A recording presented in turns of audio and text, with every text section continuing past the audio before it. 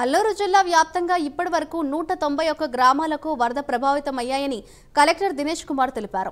వరద ప్రభావంతో 135 గ్రామాలకు రాకపోకలు నిలిచిపోయాయని అన్నారు. 11,487 మందిని పునరావాస కేంద్రాలకు తరలించామని అన్నారు. అయితే సహాయక చర్యల కోసం రాష్ట్ర ప్రభుత్వం 5 కోట్ల రూపాయల నిధులు కేటాయించిందన్నారు.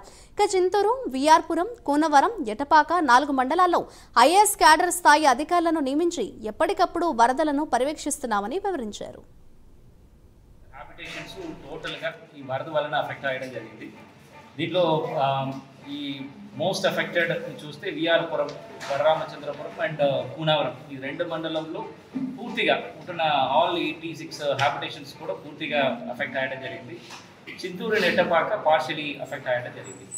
సో మనకి ప్రతిరోజు ప్రతి హ్యాబిటేషన్స్లో ఉంటున్న నెంబర్ ఆఫ్ పీపుల్ తహసీల్దార్స్ వాళ్ళ రిపోర్ట్ ప్రకారం ఓవరాల్గా చూస్తే 35,746 ఫ్యామిలీస్ అఫెక్ట్ అయ్యడం జరిగింది. దీంట్లో 2,487 ఫ్యామిలీస్ వాళ్ళు కార్డు రైస్ కార్డ్స్ లేని ఫ్యామిలీ వాళ్ళు కూడా కొత్తగా మ్యారేజ్ అయ్యి సెపరేట్ ఫ్యామిలీస్ ఉన్నప్పుడు కూడా వాళ్ళు రేషన్ కార్డ్ అప్లై చేసి పెండింగ్ ఉన్న వాళ్ళు దీంట్లో 2,487 మంది ఉన్నారు. సో టోటల్గా 35,746 ఫ్యామిలీస్ దీంట్లో అఫెక్ట్ అయ్యారు. పాపులేషన్ వైజ్ చూస్తే 83,314 జనాభా ఈ